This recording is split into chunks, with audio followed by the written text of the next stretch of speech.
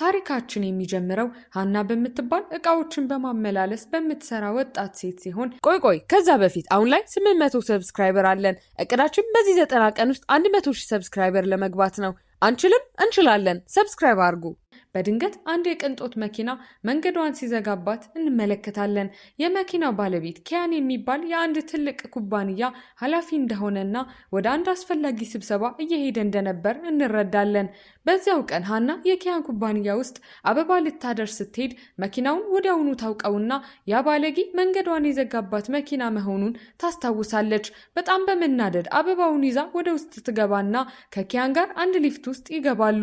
በዚህ ጊዜ በቴሌቪዥኑ ላይ አንድ ሊፍት ተበላሽቶ ሰዎችን እንደጎዳ የሚገልጽ ዜና ይተላለፋል። ይህንን ሲሰሙ ሀናም ኪያንን በጣም ይፈሩና የራሳቸው ሊፍት የሚወድቅ ይመስል በጣም መጨነቅ ይጀምራሉ። ከዚያ በኋላ ኪያን ወደ ቢሮ ሲያመራ አንዳንድ ሰዎች እየተከተሉት እንደሆነ ያስተውልና በፍጥነት ለአንድ ሰራተኛ እንዲከተላቸው ያዛል። በዚህ ጊዜ የኪያን ወንድም ሬን በድንገት መጥቶ ሰርፕራይዝ ያደረገውና ለረጅም ጊዜ ስላልተያዩ አብረው እራት ለመብላት ይወስናሉ። በኋላ አመሻሹ ላይ ኪያን ወደ ቤቱ በመኪናው እየሄደ ሳለ በድንገት የመኪናው ፍሬን መስራት ያቆማል። ከፊት ለፊቱ አንድ አውቶቡስ ሲመጣበት ላለመጋጨት ብሎ መኪናውን ሲያዞር ከቁጥጥር ውጪ ስለሆነበት በቀጥታ ወደ ወንዝ ውስጥ ይገባል። በዚህ ጊዜ ሲከታተሉት የነበሩት ሁለት ሰዎች ይህንን ከሩቅ ሆነው እያዩ እንደሆነ እንመለከታለን። ይህ በእንዲህ እንዳለ ሀና ከስራ ወደ ቤቷ በከባድ ዝናብ ውስጥ እየነዳች ሳለ በድንገት አንድ ሰው ከጨለማ ውስጥ ብቅ ይልና ኪያን ከወንዙ ውስጥ በውሃ ተዘፍቆ ሲወጣ ሀና በጣም ከመደንገጧ የተነሳ ሳታስበው በመኪናዋ ገጭታው ትጥለዋለች። ሀና በጣም ደንግጣ ኪያንን በፍጥነት ወደ ሆስፒታል ተወስደውና እሱም ከነቃ በኋላ ሲከታተሉት የነበሩት ሰዎች ሆስፒታሉን ሲፈትሹ ያያቸዋል። በፍጥነት በማሰብ ከሀና ጀርባ ቢደበቅም ነገር ግን በሁኔታው ግርግር ውስጥ አንድ ሰው ስለገፋቸው ሳያውቁት ይሳሳማሉ። ሀና በዚህ ድርጊት በጣም ስለደነገጠችና ስለተናደደች ኪያንን በጣም በኃይል በጥፊ ትመታውና ከጥፊው ኃይል የተነሳ በድጋሚ ራሱን ስቶ ይወድቃል። በሌላ በኩል ደግሞ የኪያን ወንድም ስለ አደጋው ለቤተሰቦቻቸው ይነግራቸዋል። አባታቸውም ዜናውን ሲሰማ በልብ ህመም ይያዛል። ይህም የሆነው አባትየው ለኪያን ምንም አይነት ፍቅር የሌለውና የሚያስበው ለድርጅቱ ብቻ ስለሆነ እንደሆነ እንረዳለን። ኪያን ራሱን ሲያውቅ ስለ ህይወቱ ምንም ነገር ማስታወስ ባይችልም የሚያስታውሰው ብቸኛ ነገር ሀና በመኪናዋ እንደገጨችው ነው። ሐኪሙ ለሀና ኪያን በአደጋው ምክንያት ጊዜያዊ የማስታወስ ችሎታውን እንዳጣና ማስታወሱ ለመመለስ ጥቂት ቀናት ወይም ወራት ሊወስድበት እንደሚችል ያስረዳታል። ሀና በሁኔታው የጥፋተኝነት ስሜት ተሰምቷት የሆስፒታሉን ሂሳብ ለመክፈል ስትሄድ ሂሳቡ በጣም ውድ ይሆንባታል። ሆኖም በሆነ መንገድ ሁሉንም ከፍላ ትጨርሳለች። ወደ ክፍሉ ስትመለስ ግን ኪያን 300,000 ብር ወይን እንድትከፍለውና ለወጪዎቹ ገንዘብ እንዲሁም የግል ረዳት እንደሚያስፈልገው ይነግራታል። ይህንን ካላደረገች ለፖሊስ ደውሎ በመኪና እንደገጨችው አመለክታለሁ ብሎ ያስፈራራታል። ሀና ግን የሆስፒታል ሂሳቡንና የቤት ኪራይዋን ከከፈለች በኋላ ምንም ገንዘብ እንዳልቀራት ትነግረውና ሌላ መፍትሄ ስታቀርብለት እሷ ጋር መቆየት እንደሚችልና እስኪያገግም ድረስ እንደምትንከባከበው እንደሆነ እንረዳለን። ኪያንም በሐሳቧ ቢስማማም በደንብ እንደምትንከባከበው የሚገልጽ ውል እንድትፈርምለት ያደርጋል። ኪያን ወደ ሀና ትንሽ አፓርታማ ሲገባ ቤቱ በሰራቻቸው የካርቱን ስዕሎች የተሞላ እንደሆነ እንመለከታለን። እሷም ምንም ነገር እንዳይነካ አስጠንቅቃው ሶፋው ላይ እንዲተኛ ብቻ ስታዘጋጅለት ኪያን ግን በጣም ቀበጥ ስለነበር የጣሪያው ማራገቢያ ይወድቅብኛል በሚል ፍራቻ ሶፋው ላይ ለመተኛት ፈቃደኛ አይሆንም። ከዛም እሷ ክፍል ውስጥ እንዲተኛ ሲጠይቃት እሷ ግን በሁኔታው ስላልተመቻት ስታመነታ ገንዘቡን እንዳለባት በማስታወስ ኪያን ጫና ይፈጥርባታል። በመጨረሻም ስለ ኪራይ ከተደራደሩ በኋላ ኪያን ሶፋው ላይ ለመተኛት እንደተስማማ እንረዳለን። በማግስቱ ጠዋት ኪያን ለሀና ተጨማሪ ችግር እንደሚፈጥርባት እናያለን። ምክንያቱም ብዙ ውድ ዕቃዎችን በኦንላይን አዞ ሁሉንም በሷ ስም እንዳስከፈላት ስለምትረዳ ነው። ወደ ስራ ስትሄድ ቤቷ ውስጥ እሳት እንደተነሳ ስልክ ተደውሎ የእሳት አደጋ ሰራተኛው የማይክሮዌቭ ምድጃ ቃጠሎ እንዳስነሳው ይነግራታል። ይህንን ያደረገው ኪያን እንደሆነ ስለምታውቅ በጣም ትናደዳለች። በሌላ ትዕይንት ሀና ስራ ላይ ያለች ሌላ ስልክ ይደወልላትና ወንድሟ የአንድ ሱቅ ውስጥ የቢራ ሳጥን እንደሰበረ ሲነገራት በፍጥነት ወደዚያ ሄዳ ኪያን ትልቅ ውጥንቅጥ ፈጥሮ ስታገኘው ለደረሰው ጉዳት ሁሉ መክፈል ግዴታ ይሆንባታል። ብዙም ሳይቆይ ሌላ ስልክ ይመጣና ባሏ በአሻንጉሊት ምክንያት አንድን ልጅ እንዳስለቀሰ ትሰማለች። በድጋሚ ኪያንን አግኝታ ይቅርታ ለመጠየቅና ችግሩን ለመፍታት ትገደዳለች። ቪዲዮውን እዚህ ድረስ ከተመለከታችሁ ተመችቷችኋል ማለት ነው። ቪዲዮውን ላይክ ቻናሉንም ሰብስክራይብ ማድረግ እንዳይረሳ እንላለን። ወደ ታሪካችን በዚያ ምሽት ሀና በኪያን ድርጊቶች ተዳክማ ሳለ ወንድሟ እንዳጠፋ የሚገልጽ ስልክ ሲደወልላት በፍጥነት ወደ ቤቷ ትመለስና ኪያንን እዛው ቁጭ ብሎ ስታገኘው በጣም ከመናደዷ የተነሳ ልትመታው ትሞክራለች። ኪያን ግን በእርጋታ አትምቺኝ አለዚያ ፖሊስ እጠራለሁ ሲላት ሀና የሂሳብ ደብተሯን አውጥታ ያስወጣትን ገንዘብ ሁሉ ከ300,000 ብር ወይን እዳዋ ላይ መቀነስ እንደጀመረች እንመለከታለን። ከመተኛቷ በፊት ውድ የሆነውን የቴሌቪዥን ሪሞት አጠቃቀም ልታስረዳውና ማብሪያና ማጥፊያ ቁልፎችን ብቻ እንዲነካ ስትነግረው ከትንሽ ቆይታ በኋላ ግን ኪያን ከመታጠቢያ ቤት ሆኖ ሲጮህ ትሰማለች። እየሮጠች ስትገባ በአንዲት ትንሽ በረሮ በጣም ሲደነግጥ ታገኘዋለች። ሀናም በቀላሉ ረግጣ ትገድላታለች። ከዚያም ቤቷ እኩለ ሌሊት ላይ በበረሮዎች የተሞላ እንደሆነ ነግራ ታሾፍበታለች። ይህም ኪያንን በጣም ስለሚያስፈራው ሌሊቱን ሙሉ መተኛት አይችልም። በማግስቱ ጠዋት የበረሮ መድኃኒት ለመግዛት ወደ ገበያ ሲሄዱ ኪያን በጣም ውዱን እንዲገዙ አጥብቆ ሲጠይቃት እናያለን። በመንገድ ላይ ሀና የጠፋ ውሻ ፖስተር ስታይ አንድ ሀሳብ ብልጭ ይልላታል። የጠፋው ሰው ፖስተር ለመስራት የኪያንን ፎቶ ማንሳት ስትጀምር ይህንን ያየው ኪያን ስልኳን ቀምቶ ፎቶዎችን መሰረዝ ይጀምራል። በስልኩ ሲታገሉ ሚዛናቸውን ስተው በጣም ተቀራርበው ይወድቃሉ። በድንገት መብራት ሲጠፋ በጨለማ ውስጥ ኪያን የሀና እጅ ላይ ያለውን አምባር ሲያስተውል ወንድሟ ለድፍረት እንደሰጣት ስታስረዳው እንሰማለን። በኋላ ላይ የጥርስ ብሩሽ እንደጠፋባት ስታውቅ ኪያን ሳያስበው ሽንት ቤት ውስጥ እንደጣለው ይነግራታል። በቀጣዩ ትዕይንት ሀና እቃ እያደረሰች ሳለ ታራ ከምትባል ሀብታምና ባለጌ የድሮ የክፍል ጓደኛዋ ጋር ስትገናኝ ታራ አልባሽ በመሆኗ ስትሳለቅባት እንመለከታለን። ሀናም በጣም ተናዳ መጠጥ በመድፋት ስታስጠነቅቃት ለራሷ ትከላከላለች። ይህ በእንዲህ እንዳለ አፓርታማ ውስጥ ኪያን የውሃ ቧንቧ ክፍት ትቶት ቤቱን በሙሉ አጥለቅልቆት እናያለን። ሀና ወደ ቤት ስትመለስ በጣም ብደነግጥም ኪያን ፈርቶ ዝም ብሎ ስታየው ራሷን ታረጋጋለች። ጫጫታውን እንዳይሰማ የጆሮ ማዳመጫ አድርጋለት ውሃውን ብቻዋን ማጽዳት ትጀምራለች። ከዛም ለሕክምና ምርመራ ወደ ሆስፒታል ሲሄዱ ሐኪሙ ኪያን ሙሉ በሙሉ ጤነኛ መሆኑን ያረጋግጥላቸዋል። አንዲት ነርስ ኪያንን ሀና የሴት ጓደኛው እንደሆነች ስትጠይቀው አዎ ብሎ ይመልስላትና ሀናን በጣም ያስገርማታል። ወደ ቤት ሲመለሱ አንድ የቅርጫት ኳስ ወደ እነሱ ሲበር ሀና በብልሃት ይዛ ቅርጫቱ ውስጥ በማስገባት በአቅራቢያው ያሉትን ወንዶች ልጆች ስታስደንቅ እንመለከታለን። ኪያን ጣቷ ላይ ትንሽ ቁስል አይቶ በቀስታ ይሸፍንላታል። ነገር ግን አንድ አውቶቡስ የቆሸሸ ውሃ ሲረጫቸው ጉዟቸው ይስተጓጎላል። ቤት ውስጥ ኪያን ገንዳ ውስጥ ለመግባት እርዳታ ሲጠይቅ ሀና ትረዳዋለች። ነገር ግን ልትወጣ ስትል ተንሸራታ በቀጥታ ገንዳ ውስጥ ከሱ ጋር ትወድቃለች። ይህም በጣም አሳፋሪ ጊዜ እንደነበር እንረዳለን። በኋላ ላይ ምግብ እየበሉ ሳለ ኪያን ልብስ ሳያደርግ ያየችው አሁንም እንደሚያናደው ይነግራታል። እሷ ግን እጇን ስቦ እንድትወድቅ ያደረጋት እሱ መሆኑን ትከራከረዋለች። በዚያች ሌሊት በመነሳሳት ስላስቂኙ የገንዳ ክስተት ኮሚክ ትስላለች። በማግስቱ ኪያን ኮምፒውተሯን ተጠቅሞ የሳለችውን ኮሚክ ሲያገኝ በጣም የተደሰተ ይመስላል። ይህ በእንዲህ እንዳለም የሀና ቢሮ ስራ አስኪያጅ ኤሊ እራት እንድትበላ ይጠይቃታል። እሷም ትስማማለች። ከራት በኋላ ቤቷ አድርሷት የአበባ እቅፍ ሲሰጣትና ለመጀመሪያ ጊዜ ሲያያት ጀምሮ በፍቅር እንደወደቀ ሲነግራት ሀና በትህትና ፍቅረኛ እንዳላት በመንገር ጥያቄውን ውድቅ ታደርጋለች። ቤት ውስጥ ኪያን አበቦቹን ሲያይ ቅናት ይሰማውና ስለተጨነቀ በድጋሚ እንደዚህ አምሽታ እንዳትመጣ ያስጠነቅቃታል። በሌላ የከተማው ክፍል የኪያን ጓደኛ ጁና ክለብ ውስጥ በአንድ ሰው ስትንገላታ በድንገት የኪያን ወንድም ሬን ብቅ ብሎ እንደሚያድናት እንመለከታለን። በማግስቱ ኪያን ለሀና 2 የፊልም ቲኬቶች እንዳሸነፈ ነግሮ አብራው እንድትሄድ ይጠይቃታል። እሷም ብትስማማም ስራ ላይ ትዘገያለች። ኪያን ቲያትር ቤት ቢጠብቃትም ሀና በጣም ስለዘገየች ፊልሙን ብቻውን ማየት ስላልፈለገ ሙሉ በሙሉ እንዲያመልጠው ያደርጋል። በመጨረሻም ስትደርስ አሁንም እየጠበቃት ስታገኘው ብቻውን ፊልም ማየት ምንም ደስታ እንደሌለው ነግሯት ለሌላ ፊልም ቲኬት ቆርጦ አብረው እንደሚመለከቱ እናያለን። በማግስቱ ጠዋት ሀና ከእንቅልፏ ስትነቃ ኪያንን አጥታው ትደነግጣለች። ለበጎ እንደሄደባት በማሰብ ስራዋን ትታ ልትፈልገው ትወጣለች። ኪያን ግን ሐኪም ቤት ውስጥ የዲኤንኤ ምርመራ ውጤቱን እየተቀበለ እንደሆነ እንረዳለን። ትውስታውን ስንመለከት ኪያን ከመጀመሪያውኑ ማን እንደነበረች ያውቅ እንደነበርና አባቷ የኩባንያውን 5% ድርሻ ይዞ እንደነበርና ከሞተ በኋላ ለእሷ እንዳስተላለፈ ያውቅ እንደነበር ይገለጥልናል። የጥርስ ብሩሿንም ለዲኤንኤ ምርመራ ተጠቅሞበታል። ኪያን ከሐኪሙ ቢሮ ሲወጣ ሀና በጣም ተጨንቃ ስትፈልገው ያገኛታል። በዚህ ጊዜ አንድ ሰው በስኬትቦርድ ሊገጫት ሲል ኪያን ወደሱ ስቧት ያድናታል። እሷም እሱ ላይ ትወድቃለች። ዝም ብሎ ለእግር ጉዞ እንደወጣ ሲነግራትና ከዚያም ስልክ እንደሚፈልግ ሲጠይቃት ሀና ቀላል የሆነ የድሮ ሞዴል ስልክ ትገዛለታለች።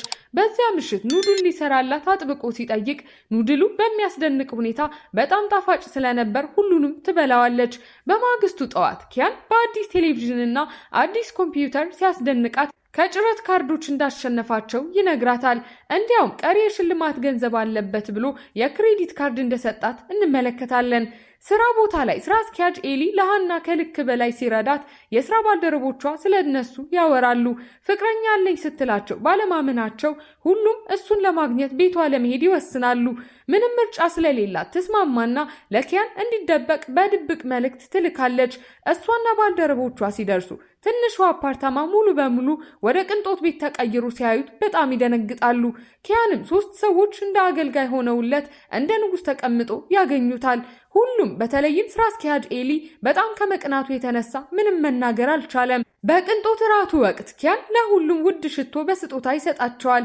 ጓደኞቿ ከሄዱ በኋላ ሃና ይህንን ሁሉ እንዴት እንዳደረገው ስትጠይቀው እሱም በቀላሉ የእሷን ክሬዲት ካርድ እንደተጠቀመ ሲነግራት እንሰማለን። በኋላም በብዕር በታብሌት ላይ እንዴት መሳል እንደምትችል ያስተምራታል።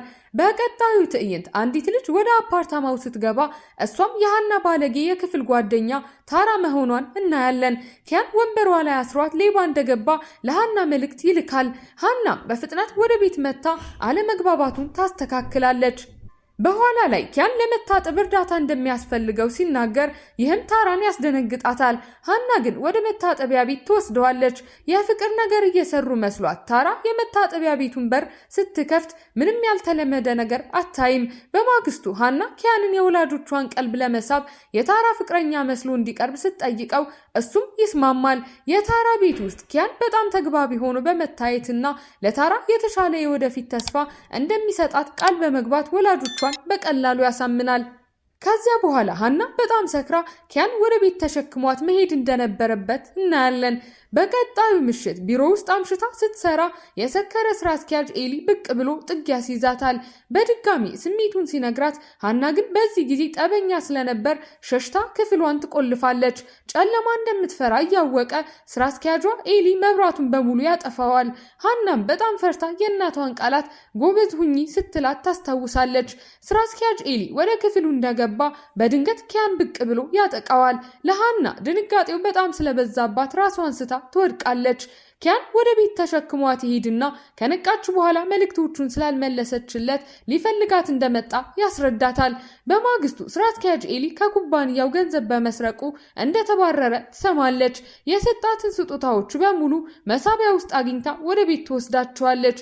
ስጦታዎቹን ሲያይ ኪያን ትንሽ ቅናት እንደተሰማው እንረዳለን። በማግስቱ ጠዋት በፎቶዎች በተሞላ ኢንቨሎፕ ላይ ተቀራርበው ሊሳሳሙ ትንሽ ሲቀራቸው ኒዮ ከታራ ጋር ይገባል።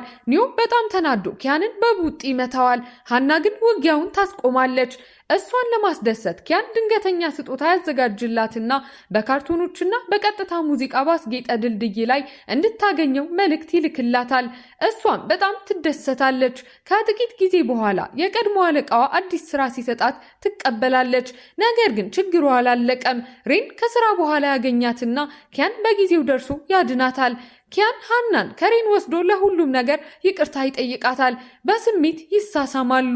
ይቅር ብላው ቤተሰቡን እንድታገኝ ሲጋብዛት ትስማማለች። በኋላም የሚያምር ሽቶ በስጦታ ይሰጣቸዋል። በመጨረሻም የኪያንን ቤተሰብ ስታገኛቸው እነሱም ሞቅ ባለ ስሜት ይቀበሏታል። ከዚያም ኪያን ሙሉ በሙሉ ወደ አስጌጠው የቀድሞ አፓርታማዋ ይወስዳታል። ኪራዩን እንደከፈለና የፍቅር ታሪካቸውን ከዚህ ቦታ እንደገና መጀመር እንደሚችሉ ይነግራታል። ደስታቸው ግን ብዙም አይቆይም። ምክንያቱም ታራን ለመመርመር ወደ አንድ ራቅ ያለ መንደር ሲሄዱ ወጥመድ እንደሆነ ይደርሱበታል። ከባድ ዝናብ መዝነብ ይጀምርና የመኪናቸው ነዳጅ ያልቃል። ስለዚህም በአንድ ትንሽ ሆቴል ውስጥ ለማደር ይገደዳሉ። ኪያን ወለሉ ላይ ለመተኛት ቢያስብም አንድ በረሮ አስፈርቶት ከሃና ጋር አልጋው ላይ እንዲወጣ ያደርገዋል። መጨረሻ ላይ በአንድ አልጋ ላይ ተኝተው በድጋሚ እንደሚሳሳሙ እንመለከታለን። በማግስቱ ጠዋት ኒዮ እዛው ያገኛቸውና በጣም ስለተናደደ በኪያን ላይ እንደተቆጣ ወደ ቤት ይመልሳቸዋል። ከተማ ውስጥ ኪያን ሳያ የምትባል ሴት የምትሰራበትን ኩባንያ ይደግፋል። አንድ ሰው አብረው ፎቶ አንስቷቸው ለሃና ጥንዶች ናቸው የሚል መግለጫ ጽፎ ይልካል። ሃና በጣም አዝናና ቀንታ ሳያን ስታገኛት ሳያም ንጹህ መስላ በመቅረብ ሃናን ይበልጥ እንድትጠራጠር ታደርጋለች። በኋላ ላይ ኪያንና ሃና ባህር ዳርቻ ላይ ሳሉ ኪያን ውሃውን ሲያይ የመኪና አደጋውን አስታውሶ በሚያስፈራ ሁኔታ ራሱን ስቶ ይወድቃል። ሆስፒታል ውስጥ ከጎኑ ሃናን አግኝቶ ሲነቃ ከሳያ ጋር የነበረውን ሁኔታ አለመግባባት እንደነበር አስረድቶ ጥርጣሬዋን በሙሉ ያስወግድላታል። ከዚያም ሃና አስደናቂ እድል ታገኛለች። የቀድሞ የዌብ ኮሚክ ስራዋን የሚወድ አንድ ሰው አብሯት ስቱዲዮ ለመክፈት ያቀርብላታል። እሷም ትስማማለች። አዲሱ ኮሚኳም ትልቅ ስኬት ያስገኛል። ይህንን ለማክበር ኪያን ከታራና ከሃና አዲስ ባልደረባ ሉካ ጋር ካምፕ እንዲሄዱ ሀሳብ ያቀርባል። ካምፕ ጣቢያው ላይ ኪያን በቀልድ ድንኳናቸው ላይ ይቀመጥና እንዲፈርስ ያደርገዋል። የፍቅር ምሽት እያሳለፉ ሳለ የታራ እናት ለእሷ ድንገተኛ የፍቅር ቀጠሮ ታዘጋጅላታለች። ቀጠሮው ከኒዮ ጋር እንደሆነ ይታወቃል።